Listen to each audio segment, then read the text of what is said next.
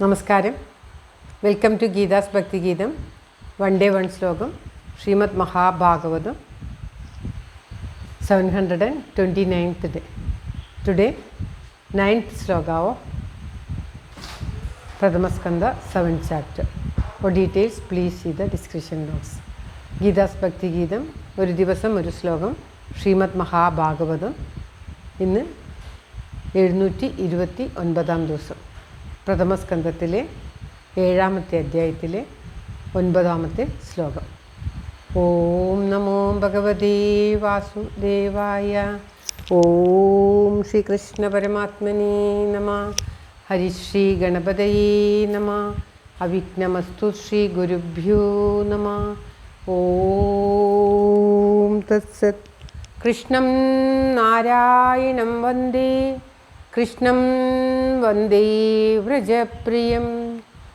കൃഷ്ണം ദ്വൈപായനം വന്ദേ കൃഷ്ണം വന്ദേ പൃഥാസുതം. ശ്രീപരമാനന്ദനാഥനായി അദ്വൈതദീപമായി മോക്ഷേക്ഷു വൃന്ദമന്ദാരമായി കാരുണ്യവാരിധിയായി വിഭൂദേശനാം നാരായണൻ മമ മന്ദത മാറ്റണം. ഓം തത്സത്. ശ്രീമദ് മഹാഭാഗവതം പ്രഥമസ്കന്ധത്തിലെ 7ാമത്തെ അധ്യായത്തിലെ 9ാമത്തെ ശ്ലോകം.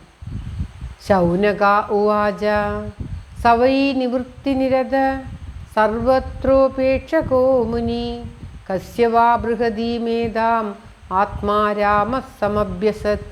ഓം തത്സത്. സവൈ നിവൃത്തിനിരത സർവത്രോപേക്ഷകോ മുനി കസ്യ വാ ബൃഹതീമേധാം ആത്മാ രാമഃ സമഭ്യസത്. ഓം തത്സത്. സ വൈ നിവൃത്തിനിരത സർവത്ര ഉപേക്ഷക മുനി. സർവത്രോപേക്ഷകോ എന്നുള്ളത് സർവത്ര ഉപേക്ഷകോ മുനി കസ്യ വാ ബൃഹതീം ഏതാം ആത്മാരാമ സമഭ്യസത്. ഇങ്ങനെയാണ് പദം പിരിക്കേണ്ടത്. നിവൃത്തിനിരത എന്ന് പറയുന്നത് നിവൃത്തിയിൽ താല്പര്യമുള്ളവനും സർവത്ര എല്ലാറ്റിലും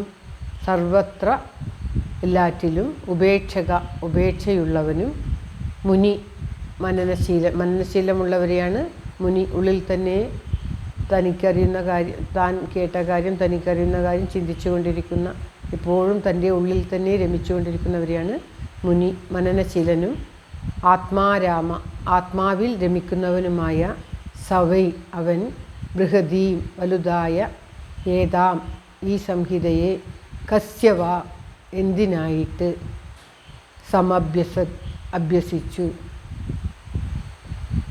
അതായത്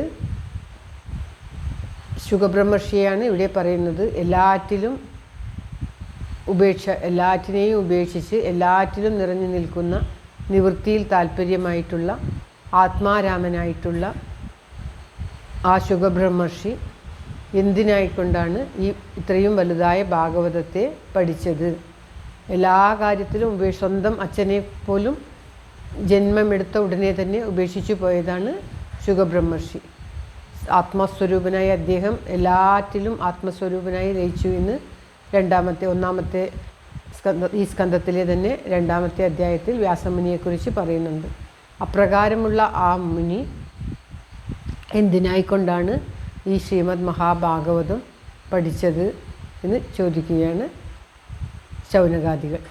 ശൗനകാദി സൂത സംവാദമായിട്ടാണ് ഈ ശ്രീമദ് മഹാഭാഗവതം. അതിൽ ശൗനകാദികൾക്ക് ശൂതൻ പരീക്ഷത്തിന് ശുകബ്രഹ്മർഷി പറഞ്ഞു കൊടുത്ത ഈ ശ്രീമദ് മഹാഭാഗവതം തൻ്റെ അച്ഛനിൽ നിന്നും ലഭിച്ച ശ്രീമദ് മഹാഭാഗവതം പറഞ്ഞു കൊടുക്കുന്നതാണ്. അതിൽ ശ്രീ ഭാഗവതർ നാരദരുടെ ഉപദേശപ്രകാരം ഭാഗവതം രചിച്ച് തൻ്റെ മകനായ ശ്രീശുക ബ്രഹ്മർഷിക്ക് നിവൃത്തി മാർഗത്തിൽ താല്പര്യം ഉള്ള അദ്ദേഹത്തിന് ഇത് പഠിപ്പിച്ചു, അഭ്യസിപ്പിച്ചു എന്ന് പറഞ്ഞു കഴിഞ്ഞ ശ്ലോകത്തിൽ. അപ്പോൾ ഈ ശൗനകാദികൾക്ക് ഒരു സംശയം വരികയാണ്. എല്ലാറ്റിലും ഉപേക്ഷയുള്ളവനും നിവൃത്തി നിരതനും ആത്മാരാമനുമായിട്ടുള്ള ആ ശുഖബ്രഹ്മർഷി എന്തിനായിക്കൊണ്ടാണ് ഇത്രയും വലുതായിട്ടുള്ള ഈ ശ്രീമദ് മഹാഭാഗവതം അഭ്യസിച്ചത്, പഠിച്ചത് എന്ന് ചോദിക്കുകയാണ്. ശ്ലോകം ഒരിക്കൽ കൂടി.